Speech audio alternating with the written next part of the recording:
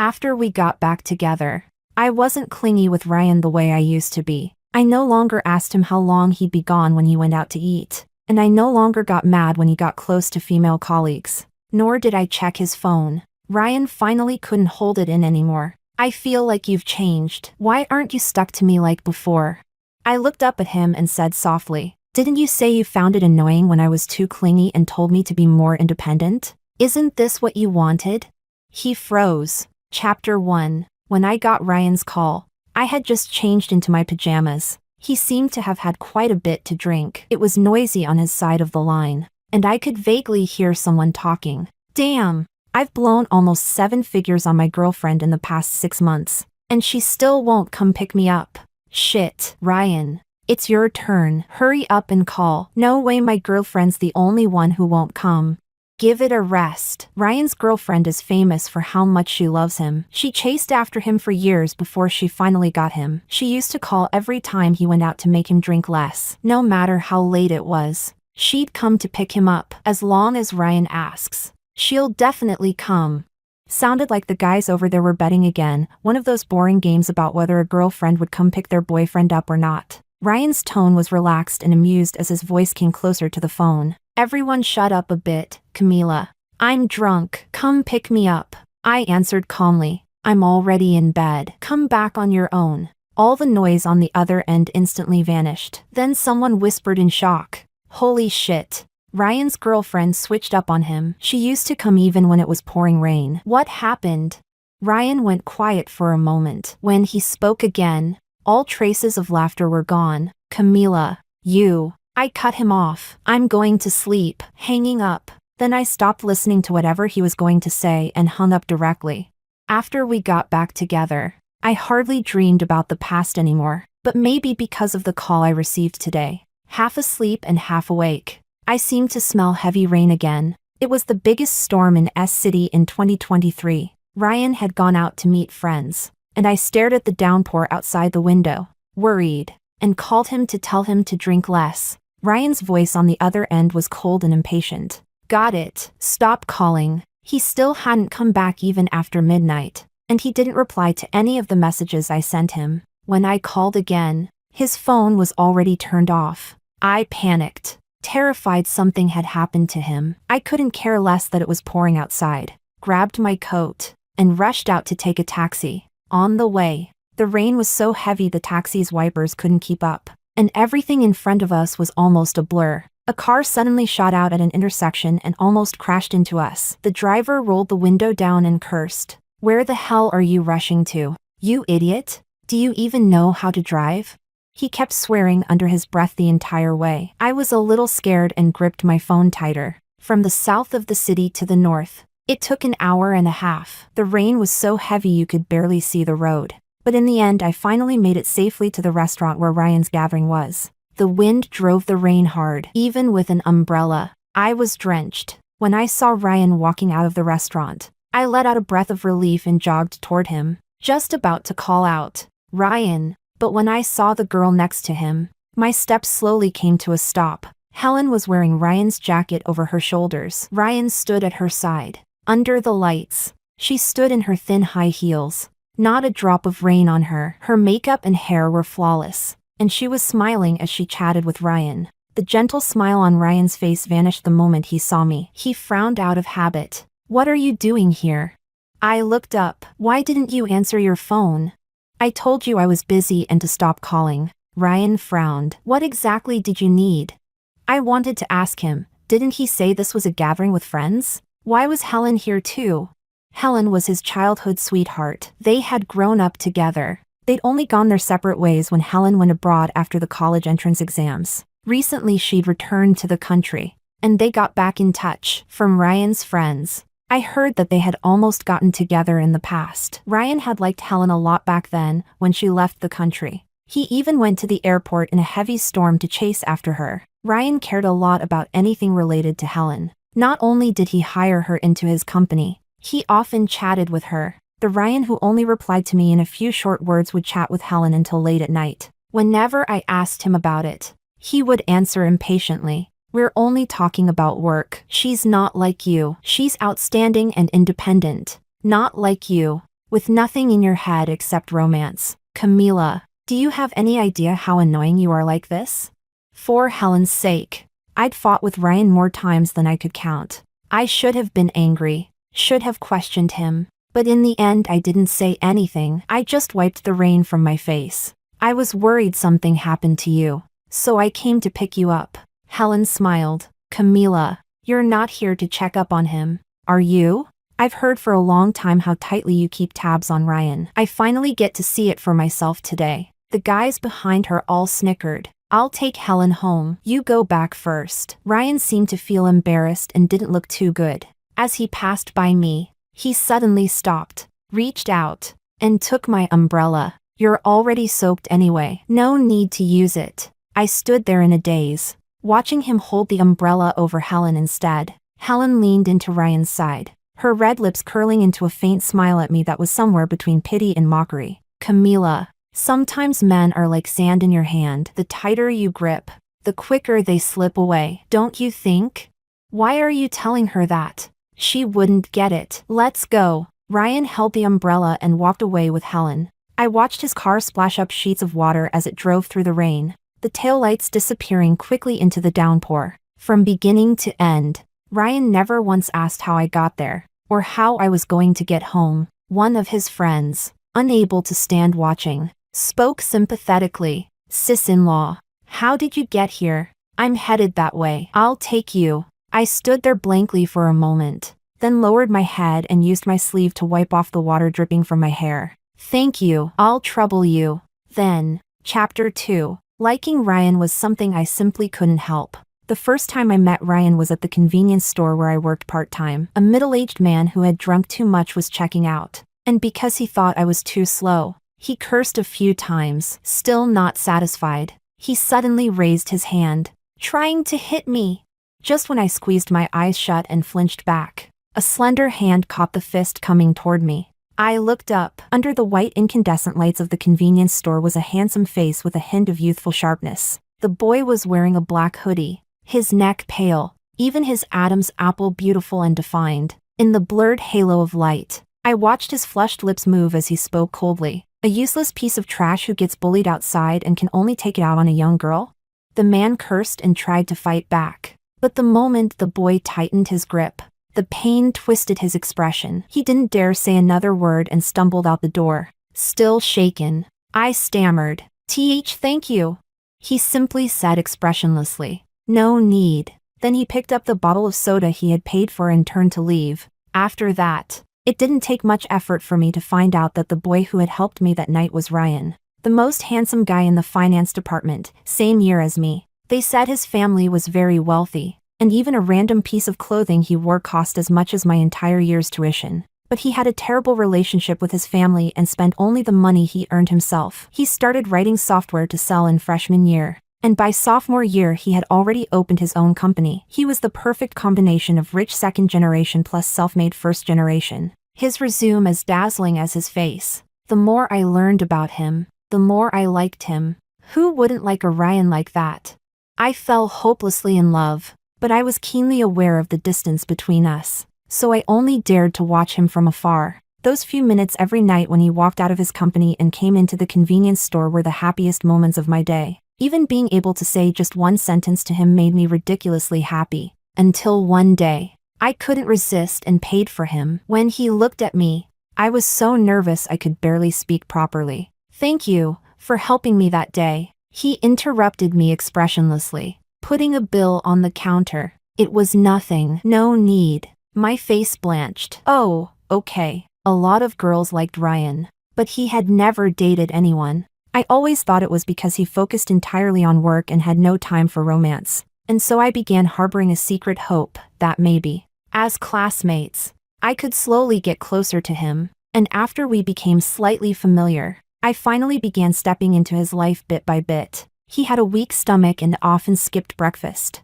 so I brought him breakfast every day. If it rained, I brought him an umbrella. When he played basketball, I washed his jersey. After getting closer, I learned his mother had literally been angered to death by the mistress his father brought home, so he completely cut ties with his family and hadn't returned for years. On every holiday meant for family reunions, I stayed with him because of that. For years I always rushed home only after the new year was over. Just like that. I stayed by his side for 3 whole years. And finally, after a New Year's Eve dinner with just the two of us, a drunken Ryan said hoarsely, "Camila, let's be together." No confession. No flowers. Not even the slightest romantic atmosphere. But I felt flowers explode in my heart. My eyes growing hot as I whispered, "Okay." For the 2 years we were together, I always went along with whatever Ryan wanted, even though he was always lukewarm toward me. I just assumed that was his personality. It wasn't until Helen came back that I realized even someone as distant as Ryan could still hold his phone and chat with someone late into the night, a smile lingering at the corner of his lips. I finally understood my own self-deception. So it wasn't that he couldn't love. He just didn't love me. Chapter 3. Ryan and I broke up because of something very ordinary. I was working overtime on a project until after midnight. On my way home alone in a cab, the driver said there was roadwork up ahead and he needed to take a different route. I didn't think much of it at first, but when I saw the roadside getting darker and darker, I started to feel afraid. The driver seemed to sense my fear and began to harass me verbally. "Pretty girl, what kind of work do you do? Getting off this late?" When I didn't answer, he grew annoyed and started mocking me bitterly. "You women have it easy making money. Just lie down, spread your legs, and the cash comes in. Unlike us, working our asses off every day for peanuts. How much do you charge a night, sweetheart? I'll waive your fare and take you out for a late night snack. How about it?" I was terrified and called Ryan, but his line was busy the whole time, and the messages I sent him might as well have sunk into the ocean. My hands shaking, I pressed the one-key emergency call. A text quickly arrived on my phone. "You attempted to call 110. We have notified your emergency contact. Please try to avoid conflict. Stay away from danger, and keep in touch with the police." Completely useless. Thinking of similar stories I'd seen on the news, I sank into overwhelming despair. Gritting my teeth, I dialed 110 and said to the driver, "I called the police. I want to get out." The driver froze for a second, then snapped and spewed the vilest curses at me. "Are you fucking insane? You filthy bitch. I was just joking with you and doing you a favor. You stupid cunt." Fortunately, he still didn't dare actually do anything to me. He slammed on the brakes, stopped the car, yanked me out, and dumped me by the side of the road before stepping on the gas and driving off. On a freezing winter night, I stood alone in the pitch-dark weeds at the side of some deserted road in the outskirts. The signal in the suburbs cut in and out. I'd been afraid of the dark since I was little, and now I was so desperate I didn't know what to do. I held back my sobs and called Ryan over and over, but he never picked up. Maybe he was asleep, wiping away my tears. I called a friend. Luckily, she was still awake, answered my call, and hurried over to where I was. Unfortunately, my phone died. I don't know how long I was out there, but after a long time, my friend finally found me, standing by the roadside, freezing, terrified, and nearly fainting. When I got home, the lights were still on. I froze for a moment and pushed open the bedroom door. Ryan was on the phone, the corners of his eyes and brows soft with laughter. When he saw me, his expression returned to its usual neutrality. "Why are you back so late?" I said softly. "Ryan, I called you so many times. Why didn't you pick up?" He glanced at his phone and said matter-of-factly, "I was on a call." "What's wrong?" "Then what about my messages? Why didn't you reply to those?" Ryan frowned. "What exactly are you trying to say?" There was so much I wanted to say. I wanted to cry, to throw myself into his arms. I wanted to ask if he had any idea how scared I'd just been. I wanted to ask why he hadn't answered me. But in the end, all I said was, nothing. That night, after Ryan fell asleep, I opened his phone. He had been on a call for more than 3 hours. The person on the other end was Helen. No wonder his line had been busy and he never picked up my calls. I felt my fingertips colder than the screen as I opened WeChat. Pinned at the top was his chat with Helen. They didn't say goodnight to each other until late at night. I scrolled down. Below that was my chat window. When I opened it, I saw a little bell icon next to my name, with a line through it. No wonder Ryan never saw my messages. He had muted me. I didn't sleep the whole night, just staring out the window. Ryan was sleeping right next to me. I studied the face I had loved for so many years and finally realized that although we had been walking in the same direction all this time, no matter how hard I tried, I could never get close to him. This relationship had always been a mistake. Now, it was time to end that mistake. Chapter 4. Breaking up with Ryan didn't take much effort. I mentioned it in the morning, and he just looked up at me, as if he hadn't expected me to bring it up. Then the corners of his lips tightened, and he lowered his gaze. If you've thought it through, then fine. While I packed my things, he sat on the sofa without saying a single word. Breaking up with Ryan hurt exactly as much as I had imagined, even though I was fully aware he didn't love me. After loving him for so many years, letting go wasn't easy. Coincidentally, he became the client for one of our company's projects. After a dinner meeting, he unexpectedly walked over to me. "Where are you living now? I'll drive you." I didn't refuse. When we arrived at my place, his brows were knitted tightly, his left hand pressing against his stomach. "My stomach hurts. Can I go up and have some hot water?" But before we even reached my home, he pushed me against the wall in the dark staircase. I don't know who kissed whom first amid the chaos. All I know is that Ryan had plenty of energy that night, with no trace of stomach pain. When I woke up the next morning, he was leaning against the headboard, listening to the noises of the morning market outside, his expression not very pleasant. "I've given you money. Why are you living here?" "It's nice here." I paused. I like the sense of everyday life. Large apartments and villas were nice too, but they felt empty, cold. "Move back." Ryan finally lowered his head. Rare for him. "Your friend told me what happened that night. That day. It was my fault. I won't ignore your calls again." I looked up at him, and suddenly I wanted to cry. Not from being touched or happy, but from sadness. I was sad to realize that I still loved him, even though that love was now so much smaller than before. It still wasn't completely gone, just because of a single sentence from him. I wanted to go back. I closed my eyes. Okay. After that, Ryan really did change like he said he would. He started replying to my messages, and he kept his distance from Helen. But the reconciliation I had hoped for never came. The worn-out parts of our relationship didn't heal. Instead, they only grew worse. The past wounds didn't disappear. I couldn't forgive Ryan. I couldn't treat him the way I used to. I stopped clinging to him. I stopped caring about him as meticulously as before. Instead, Ryan slowly became more attentive to me. For a time, it felt like our roles had reversed completely. Suddenly the door was pushed open. I jolted awake and saw Ryan standing by the bed. He reeked of alcohol, his expression dark. "Shoes still on. What are you doing? What happened?" I sat up, frowning involuntarily. Ryan's voice was low and heavy. "Why didn't you pick me up today?" "What? Do you know everyone else's girlfriends were calling them, telling them to go home, even going to get them?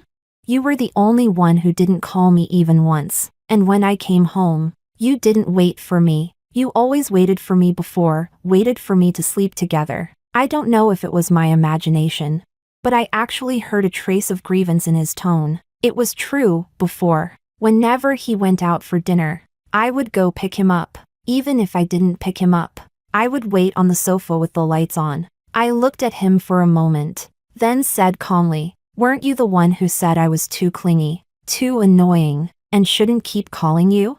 "Ryan, isn't this exactly what you wanted?" He froze, thinking he didn't understand.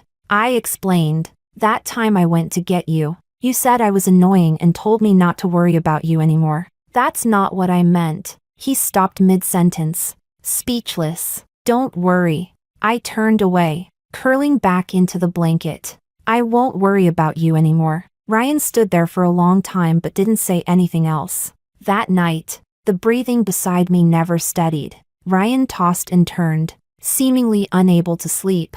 I didn't pay him any attention and closed my eyes, falling asleep on my own. Chapter 5. After grabbing a ticket to go home for the new year, I called my mom. My mom thought I wasn't coming back again, and couldn't help complaining. "It's been years since you last came home for New Year. Your dad even bought your favorite local pork ribs this year. Froze them, and planned to wait until after the holiday when you came home to eat. I interrupted her. Mom, I'm coming home for New Year this year. The pork ribs smell amazing. You're coming back? My mom's voice instantly brightened, then turned worried again. What about your boyfriend? Didn't you say he'd be spending New Year alone? Why don't you bring him home with you?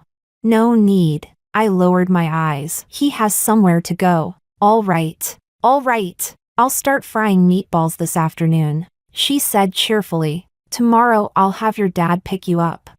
Sitting in the back seat of the car, I watched the scenery on both sides retreat rapidly. The small hometown city hadn't changed much after so many years. The shops lining the streets had hung red lanterns and the character foo. Children chased each other setting off firecrackers. Couples bundled in thick down jackets ate roasted sweet potatoes. I suddenly felt that the emptiness in my heart finally had somewhere to rest. My mom was happily chatting nonstop in the passenger seat, seeing the white strands in her hair at her temples. My nose suddenly stung, and a deep ache filled my chest. What had I been doing all these years?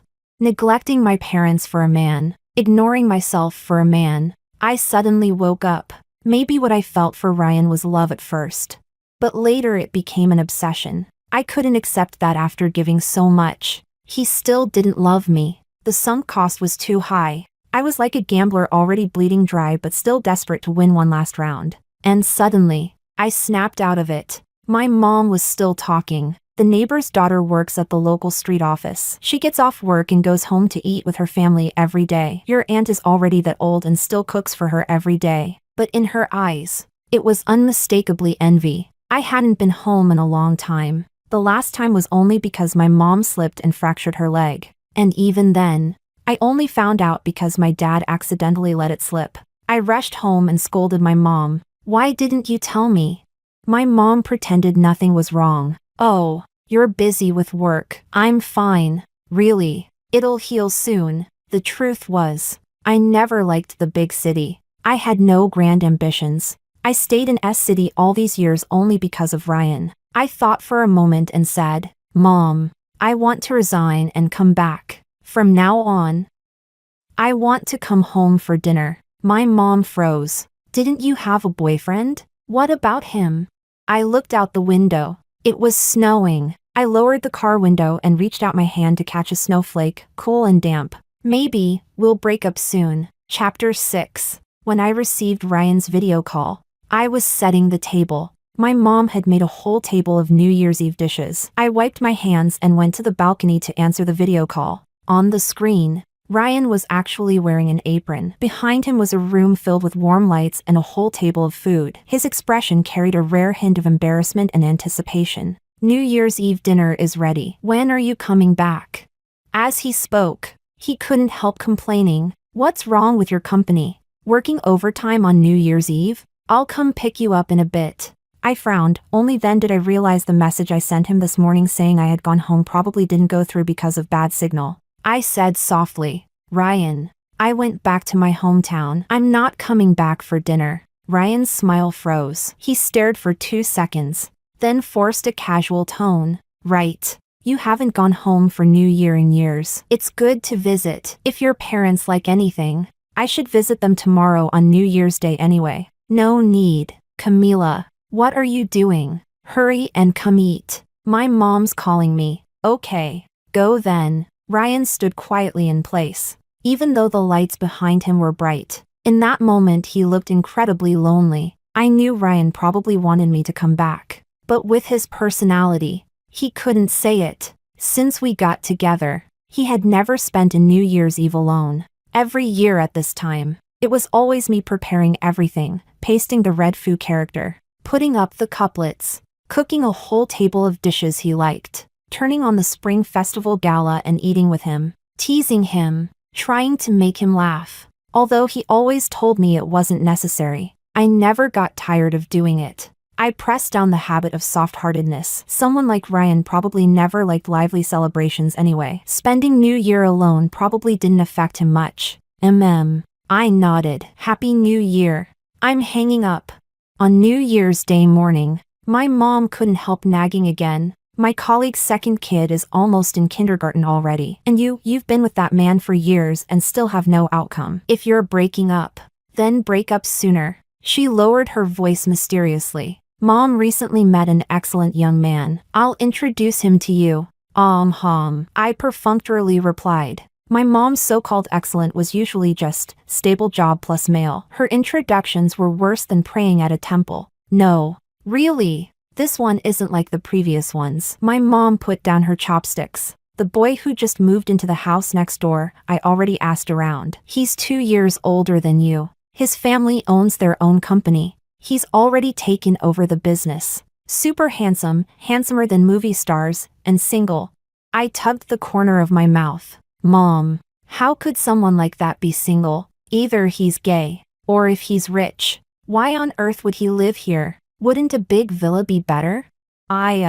You'll know when you see him. He's a good kid. Last time the faucet broke, he was the one who fixed it. He said he likes the lively atmosphere here and moved in on purpose. My mom was probably getting fooled again. Maybe this was someone selling supplements or running a pyramid scheme. I was about to reason with her when the door suddenly knocked. Uncle, Auntie, it's me, Paul. I'm here to wish you a happy new year. You see how polite he is? Knows to visit for the new year. I know you don't believe me, just meet him. He actually came. What was even more absurd, I felt like his voice sounded familiar. I stood up and followed my mom to open the door. And when I saw that smiling face outside, I completely froze. Paul? What are you doing here?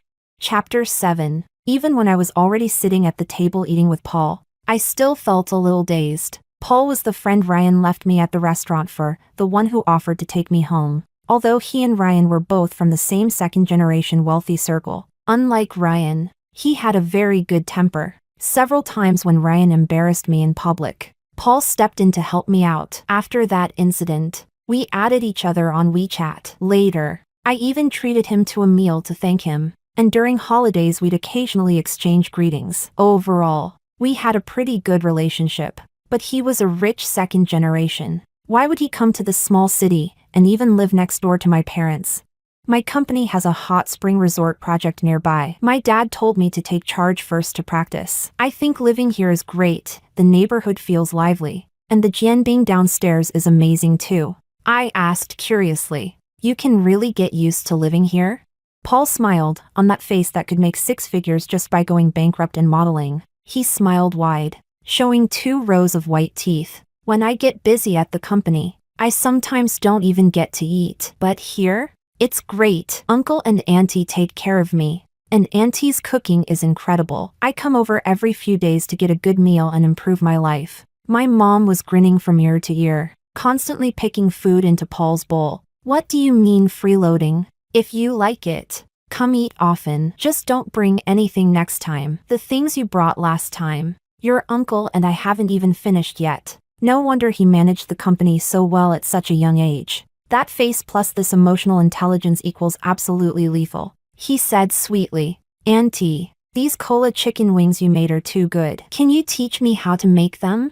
My mom waved her hand. Why would a company president learn this? Just have your chef make it for you. I want to cook for my future girlfriend. Auntie, you have no idea, finding a partner nowadays is difficult. If a man can't cook, young girls won't want him. My mom looked like she regretted she couldn't slap her thigh hard enough. She kept asking Paul, with conditions like yours, how are you still single? Are your standards too high? What kind of girl do you like? I knew my mom's matchmaking instincts were kicking in again, but forget Paul being Ryan's friend, his conditions were far better than mine. There was no possibility between us. Mom, I awkwardly tried to interrupt, but Paul enthusiastically said, Auntie, I like girls with big eyes, fair skin, preferably half a head shorter than me, someone who shares interests with me, someone I can talk to. My fingers froze. Every point he mentioned, I fit, and Paul and I did get along well. When I treated him to that meal, I thought it would be awkward, but it wasn't. We had a lot in common. I had a niche hobby of crocheting, making clothes and bags by hand at home. I never expected a man like Paul to also love crochet. He said it was stress relieving, and whenever work became stressful, he would crochet something to reward himself. Later he even gifted me a moss green crochet rug he made himself. It was gorgeous. I loved it. Unfortunately. Later Ryan threw it away. Maybe I was overthinking. My mom was looking at Paul like he was her future son-in-law. Completely smitten, she kept piling food into his bowl, and Paul played along, coaxing her. Those two were so close they looked more like real mother and son. Just when I thought the situation couldn't get more absurd, the doorbell rang. I exhaled in relief, quickly escaped from the table to open the door, thinking it was some relative coming to give New Year greetings. But the moment I opened the door, I froze. The second unexpected face of the day. Ryan stood outside carrying big bags, wearing a neatly pressed wool coat, hair gelled back. He was clearly dressed up carefully. He just opened his mouth to speak, but then he saw Paul inside. His smile vanished. "What are you doing here?"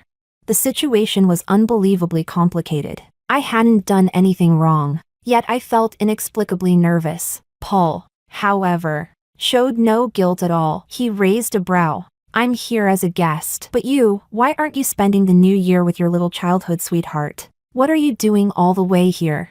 My mom was also confused. "Camila, this is..." I opened my mouth. Emotions tangled. "Ryan." Ryan glanced at Paul, then curved his lips into a polite smile and added, "Hello, Auntie, I'm Camila's boyfriend." Chapter 8. I thought my parents would really like Ryan, but to my surprise, although they treated him politely, the distance they showed and the warmth they showed Paul were completely different. Ryan must have felt it too. He was never the type like Paul who could charm people. He could only watch Paul make my parents laugh nonstop. I understood my parents' attitude. During all the years I was dating Ryan, I never came home for the new year because of him, and Ryan never once suggested visiting my parents. He didn't care about me, so naturally he wouldn't care about my family. Of course my parents wouldn't have a favorable impression of him. Ryan was probably a little embarrassed, but he most likely knew he really hadn't done well these past years, so he could only stay silent. After the long meal finally ended, I pulled Ryan into my room. "Why are you here? Why didn't you tell me in advance?" Ryan lowered his head. "You said so many times that you hoped I could go home with you. Now that I'm here, I thought you would be happy. If it were before, I probably really would have been happy, but now I only felt annoyed. You should head back." I frowned. "This is a small place. No good hotels. You probably won't be comfortable staying here." Ryan looked at me for a moment. "When are you going home?" "This is my home." Ryan grabbed my wrist. "I mean our home. I know you haven't been back in years. It's fine if you want to stay here for a few days. I'll wait for you at home, okay?"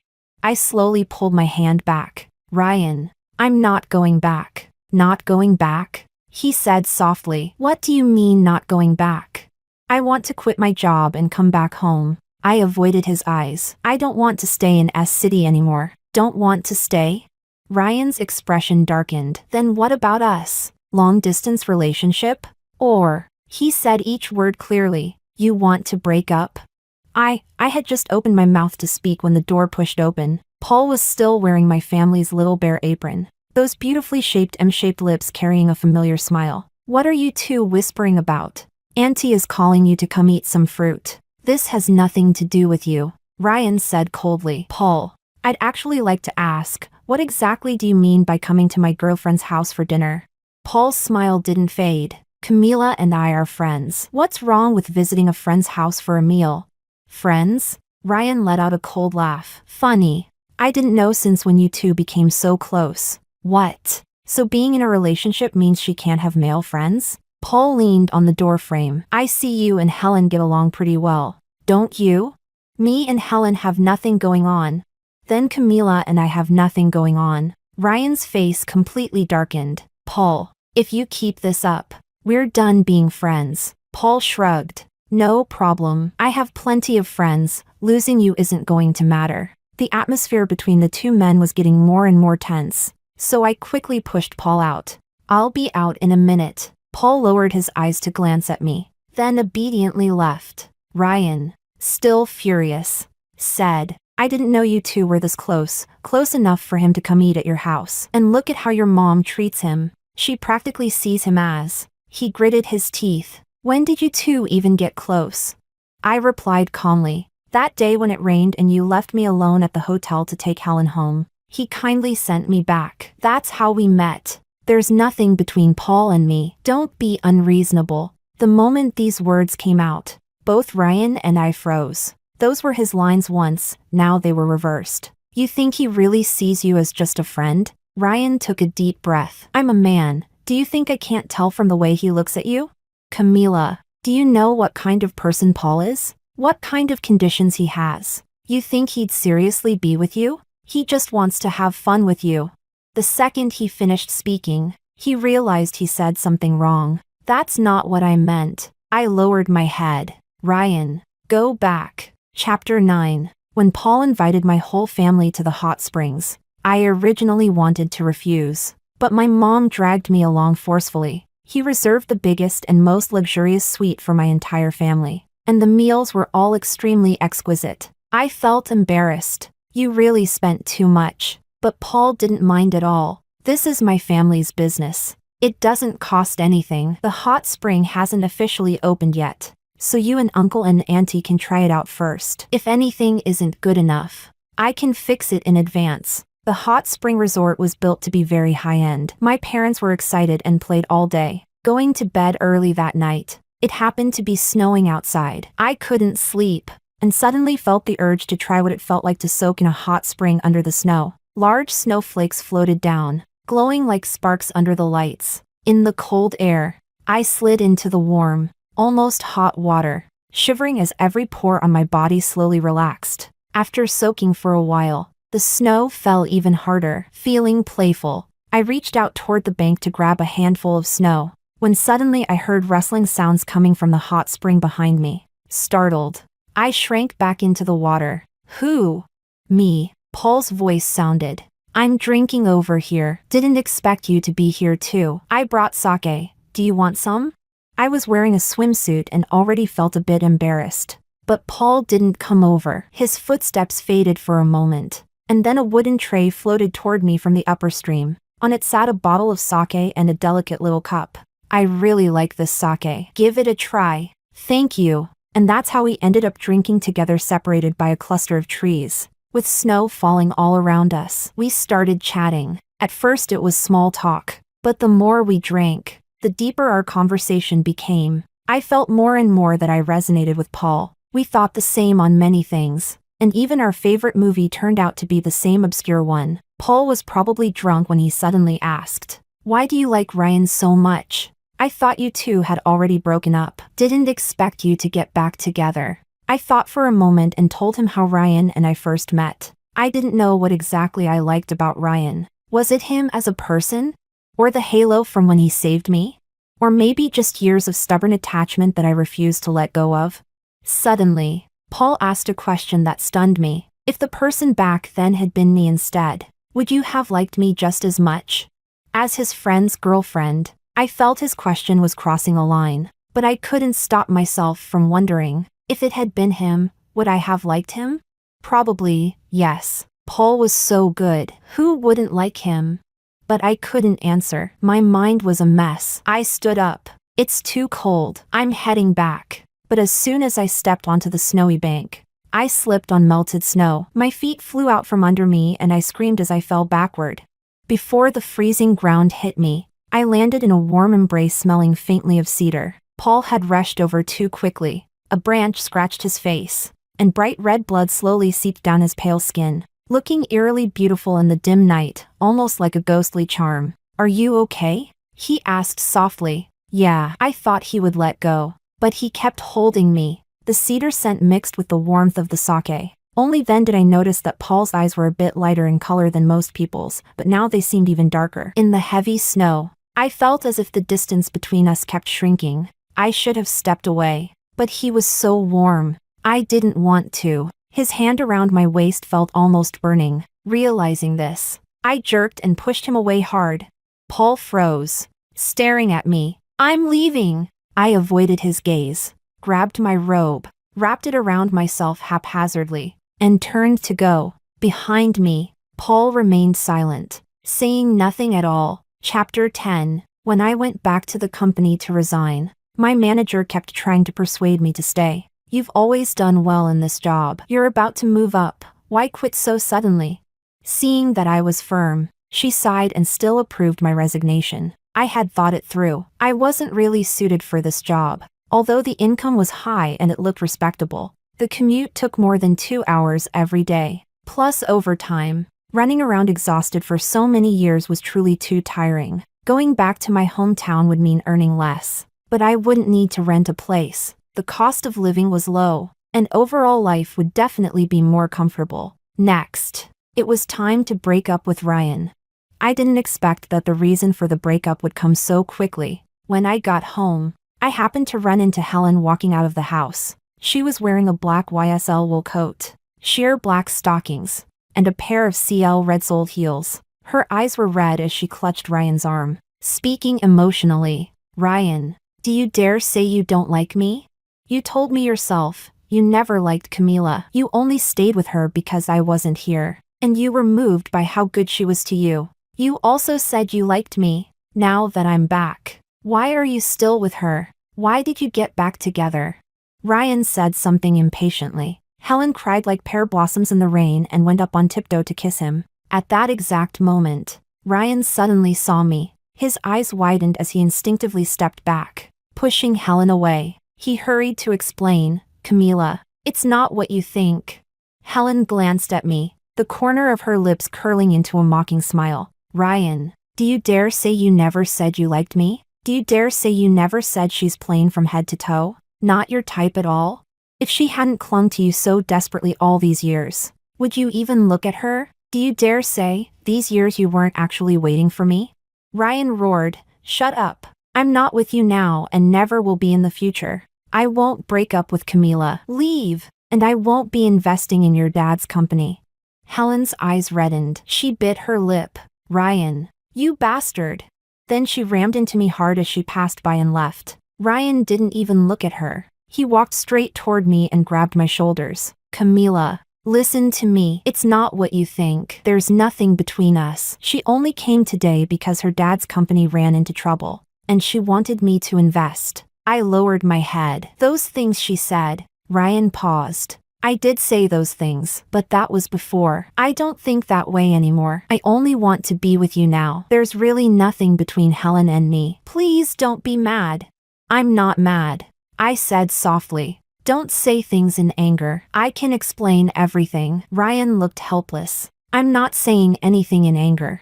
I truly wasn't mad. If it were before, I probably would have been heartbroken and furious. But now, I honestly didn't feel anything. If anything, I even felt a kind of relief, thankful that he gave me a reason to break up. I looked straight at him. Ryan, let's break up. I told you, there's nothing between us. I'm not breaking up because of her. I'm serious. I came back this time to quit my job and to break up with you. But didn't we already get back together? Ryan raised his voice. Camila, you said before that you changed. I've changed too. Haven't I been treating you better recently? Why do you still want to break up? I don't know. I laughed bitterly. I really don't know. Ryan trying to keep me was something I had never dared to dream of before. Even the last breakup. If he had said these words back then, I probably would have continued loving him desperately. But feelings truly can be worn away completely. Loving him was something I insisted on for too many years. But falling out of love only took a moment. I really no longer had feelings for him. I'm sorry. I told Ryan, I'll move my things out today. From now on, I hope you can be happy. Chapter 11. After returning home, I heard from my mom that Paul hadn't come back recently. My mom was still feeling regretful, but I didn't think much of it. He probably moved away. Someone like him wouldn't stay here forever. I switched to a different company, and everything seemed like a fresh start. When relatives tried to introduce me to a blind date again, I hesitated for a moment but didn't refuse. Maybe this is the kind of life I should have. Finding an ordinary man, building an ordinary family, living an ordinary life. What happened with Ryan felt like a dream. Now that I'd woken up, I should return to the right path. The man my relative introduced me to arranged to meet at a cafe. First, I listened to him complain for a long time about how cafe coffee is all a scam and overpriced. Then he started bragging about how he knew this person and that person. How extensive and powerful his connections were. He must have finally gotten thirsty. Took a sip of coffee and looked at me. I think the old rules passed down by our ancestors are still right. Men should work outside. Women should handle the home. In the future, I'll work hard outside, and you just need to take care of the family. I thought for a moment, so I don't need to work and will just be a housewife? The man wagged a finger. Oh no. I'm not asking you to earn a lot of money. But people shouldn't be idle. You still need to work. I couldn't bear it anymore. Sorry. I don't think we're suitable. He raised a brow. What part isn't suitable? I think you're pretty good. I paid the bill and was ready to leave, but he blocked my way. Say it clearly. What part do you think is not suitable? Camila, what are you doing here? My shoulder was suddenly wrapped by an arm. I widened my eyes and looked up to see Paul's smiling gaze. And you are? The blind date man was stunned. I'm her boyfriend. And you? Paul raised a brow. Expression unfriendly. He was nearly 9 meters tall, a whole head taller than the blind date. The man didn't dare start a conflict and stepped back, muttering curses as he left. Having a boyfriend yet coming on blind dates. Crazy. I frowned and pushed Paul away. What are you doing? You're ruining my reputation. Who would dare introduce me to a blind date in the future now? I'll make it up to you. Paul lowered his head to look at me. I didn't understand. What? You're looking for someone to marry, right? I think my conditions are much better than that guy's. Why don't you consider me? I bit my lip. Can you stop joking? How am I joking? You already moved away, and you won't stay here in the future. I don't have time to play this ambiguous game with you. Wait. Paul grabbed my wrist. Who told you I moved away? I only went back because the project needed a report. I've already moved back. Tonight I even told your mom I'd go over for dinner. I froze. After a long while, I looked conflicted. Why? Why would you do that? I really didn't understand why Paul would go this far. We did get along, but nowhere near the level of romantic feelings. He had no reason to like me. Paul seemed to have noticed. He openly admitted, actually, I've liked you for a long time. I've been waiting for you and Ryan to break up. Last time you broke up, I wanted to pursue you. But you two got back together too fast. Now that you've broken up again, I can't keep waiting. But why? I was confused. Paul and I didn't have many interactions. Back when I was with Ryan, we had eaten together a few times. But after that, we barely stayed in touch. Do you remember the time Ryan was drunk and I took him home? Paul looked out the window. You weren't asleep. You were waiting for him on the sofa. When you saw he was drunk, you were so worried. You helped him take off his shoes, his coat, wiped his face, and cooked hangover soup for him. At that moment, I thought, Ryan is really lucky. Someone is waiting for him this late. He smiled faintly. I've always had everything growing up.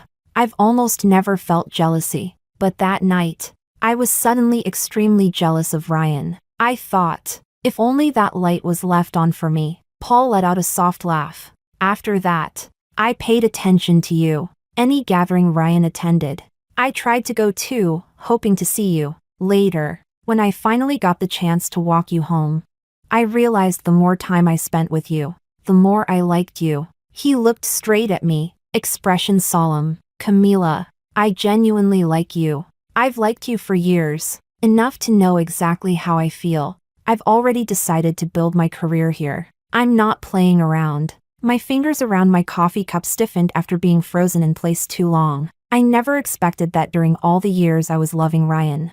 Someone else had been quietly loving me too. Paul had no need to lie. A man like him could have any woman he wanted. He had no reason to spend so much effort on someone as ordinary as me. My heart was a mess. You, let me think about it. Paul gazed at me seriously. I won't force you to be with me right away. I just hope that, if one day you're ready to start a new relationship, I can be your first choice. Chapter 12. When I saw Ryan at the company, I thought I was seeing things. The coworker next to me tried hard to suppress the excitement in her voice. This is our new boss. The day before yesterday he bought our company. I heard his family is super rich. And he's still single. Can you believe it? TSK, TSK, TSK. I was absent-minded the whole day, but luckily Ryan didn't do anything out of line. Until after work, when I stepped into the elevator, the doors opened, and there was only one person inside, dressed in a suit, tall and handsome. Ryan looked at me in silence. If I turned and left now, it would look way too deliberate. My steps faltered for a moment, but I still walked into the elevator. I had just reached out to press the button when Ryan spoke. Camila, what do you actually want? My hand paused. What? Ryan closed his eyes briefly. I know I wasn't good to you before. From now on I'll consider your feelings. I'll stop contacting Helen and keep my distance from other women. I'll care about you more. Look after you more. Everything I did wrong, I'll change. Suddenly, he pulled a ring out of his pocket, dropped to one knee, his expression deadly serious. Camila, whatever you want, I can give it to you. Let's get married. This time I was truly stunned. Are you crazy? All these years we'd been together, it wasn't like I'd never thought about marrying Ryan. It was the extravagant wish I dreamed of, but never dared to say out loud. I knew Ryan wouldn't want to marry me. In fact, all these years he had never once mentioned marriage, nor had he ever come home with me to meet my parents. You like it here, so we'll live here in the future. I've already bought a place. From now on I'll manage the company remotely. I was the one who did things wrong before. I'll go see your parents and apologize in person. Let's get married, okay? He repeated himself again. If this had been before, I probably would have gone crazy with happiness. But now I took a step back, only finding it absurd to the point of ridiculous. Back when I wanted it, I begged in every way and still couldn't get it. Now that I've let go, it delivers itself to my door. So what did everything I gave before even count for? What do you want? Ryan held up the almost blinding diamond ring, jewelry, custom wedding dress, rings. I can give you all of it. The house is fully decorated according to your taste. Didn't you really want to marry me before? Camila, can't we just be good to each other? Why? I couldn't understand. Ryan tried to slip the ring onto my finger. Camila, we've been together so long, and we're a good match. It's such a pity to throw this relationship away so easily. As Ryan's expression slowly turned cold, I gently pulled my hand back. Ryan, when I liked you, I wanted everything. But now that I don't like you anymore, whatever you give me, I don't want it. The elevator doors opened. I had never imagined this sentence would come out of my mouth. Let's part ways peacefully. Chapter 13. Paul really did move back just as he said he would. And my parents liked him so much they practically treated him like their own son. He came to my house for dinner almost every night, and my mom would even cook the dishes he liked on purpose. He never came empty-handed, but he also never brought anything extravagant, just food or daily items. Every time, he managed to coax my mom into grinning from ear to ear. After dinner, she would urge us to go for a walk to digest the food, and I knew she was trying to create opportunities for us. At first, I felt a little embarrassed, but as time passed, I gradually got used to it. The winter nights were freezing, and my hands hurt from the cold. I couldn't help blowing warm air onto them. Paul glanced at me, opened his coat, and gestured. Feel this. I instinctively glanced downward. Are you insane? What are you thinking? Paul said as he stuffed my hand directly into the inner pocket of his coat. My face flushed, and I was about to pull my hand back when I touched something hot and soft. When I pulled it out, it turned out to be a steaming roasted sweet potato. I didn't know whether to be more shocked that he somehow produced a roasted sweet potato out of nowhere, or that he was storing it inside an expensive coat worth tens of thousands. When we passed by earlier, I saw you staring at it, Paul said with a grin. Their roasted sweet potatoes are really good. I used to buy one every time I walked by. Try it. Holding the warm sweet potato, my snow boots crunching on the ground, and the street beside us glowing orange from the headlights reflecting on falling snow, I suddenly felt an overwhelming sense of peace. Don't just eat it yourself. Let me try a bite, Paul said, stopping in his tracks, feeling embarrassed. I said, I'll just buy you another one. I want this one. Paul lowered his head and took a bite right next to the teeth marks I had left, smiling with a meaning I couldn't quite decipher. It's really sweet. Maybe it was because we were standing so close, or because the sweet potato was steaming hot. but I felt my face heating up. A warm hand closed around mine. Still cold? This time, I didn't pull away. Everything seemed to happen so naturally. The snow drifted down in thick, silent flakes, and for the first time, winter felt warm. When we reached the entrance of my building, Paul pulled me back. "You're going back already?" I looked up blankly, and Paul smiled as he wrapped his coat around me. Under the dim light of the street lamp, his kiss fell with the snow, cool at first, then melting softly. I felt my heart melting just like the snowflakes. It lasted only a moment. Paul's expression suddenly shifted. His gaze moved past me, and the smile vanished. I turned around. Ryan stood in the snow with an umbrella. No one knew how long he had been watching. After several seconds that felt both short and painfully long, he finally spoke. His voice was colder than the snow. "So this is why you were so determined to break up with me? Because of him?" Chapter 14. I received the call from the police station while I was at work, informing me that Ryan and Paul had gotten into a fight. I was stunned. I hung up the phone and rushed straight there. The moment I stepped inside, I saw both Ryan and Paul sitting on the chairs in the mediation room, messy, bruised, and refusing to look at each other. There was a gash on Ryan's temple that was still oozing blood, and his cheekbone was swollen. Paul's lip was split, and there was a scrape on his face. His expression, normally cold and composed, completely changed the instant he saw me. His eyes reddened, and he covered his mouth pitifully, mumbling through the pain, "Camila, he hit me, it hurts so much." Ryan exploded. "Paul, are you even a man?"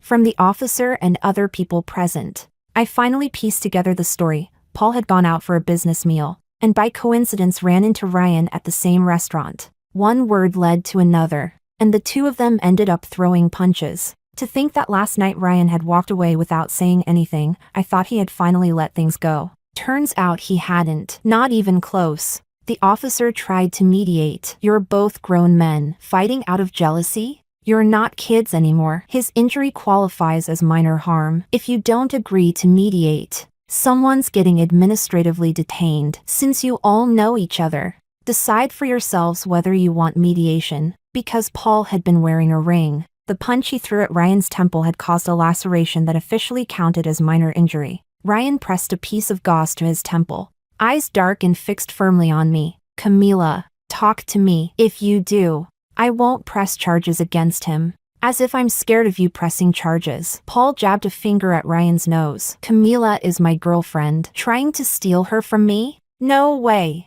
She was my girlfriend." Seeing them about to start round 2, I finally snapped. I stepped between them and pushed them apart. Turning to Paul, "You go home first. I'll talk to Ryan." Paul's eyebrows shot up. He was about to argue, so I softened my tone. "I'll be back soon. Wait for me at home." Only then did he reluctantly let go. Before leaving, he didn't forget to threaten Ryan. "If he bothers you, call me. I'll beat him up again." Ryan glared at him. "Idiot." Ryan and I found a quiet spot by the sea. He went to buy a few cans of beer. In winter, the beach in my hometown is completely deserted. Wind whipped the waves against the dark rocks, bursting into white foam. I've always loved the sea. I had begged Ryan many times to come back with me before. He would always brush me off, saying he was busy. I never expected that the day we actually watched the sea together would look like this. I laughed softly and shook my head, pulled the tab on the beer can, and took a sip. Cold and bitter. Ryan had already finished one can and crushed the empty can with his hand. "I used to think I didn't like you." The sea wind roared, lifting his black hair. "I just felt that you were always there." I felt a little moved, and maybe a little pity. I thought I didn't like you. I thought I was the kind of man who would like someone like Helen. I knew all of this already. I stayed silent and kept drinking. Later, when you broke up with me, I didn't think much of it either. Living alone wasn't bad. I didn't feel sad. Until one night, I came back from dinner with friends, and I saw the lights were off. The apartment was empty. In that moment, I suddenly felt my heart go empty too. Ryan let out a bitter laugh. "I always thought I was smart, but in the end I didn't even understand what I really wanted." That was when I realized the one who couldn't live without the other wasn't you, it was me. The wind was too strong. My voice came out rough. "Too late. Not because we already broke up. Not because I'm with Paul now, but because I don't love him anymore. Feelings were away day by day, night by night. By the time he finally turned back, I had no strength left to walk toward him again. Ryan laughed bitterly. I know, the way you look at me has changed. Camila, you don't like me anymore. Do you? It's okay. You waited for me all those years. This time, I'll wait for you. I smiled. There's no need. I knew very clearly, I truly didn't love him anymore, and I would never go back. Ryan's voice was serious. That's my choice. You don't have to want me, but I'll wait. We didn't say another word. After we finished all the beer, I turned to leave. Behind me, Ryan's voice came, and maybe it was the wind, but it trembled. Camila, you really don't have even one thing left to say to me?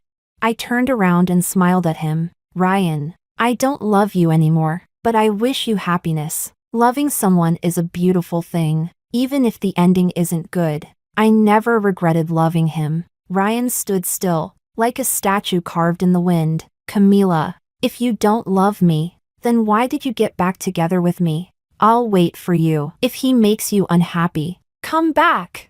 I turned away and ran toward the shore. The wind lifted my hair. I ran faster and faster, feeling like I could fly. The mismatch in me and Ryan was destined from the beginning. If I didn't leave him, he wouldn't love me. But by the time he loved me, everything was too late. This fake reconciliation was nothing more than the start of an inevitable breakup. I don't know if being with Paul will make me happy. Feelings change instantly. Maybe one day we'll face the same ending. But I know this now. I finally have the courage to leave someone. I don't need another person to make me happy. From now on, I will make myself happy.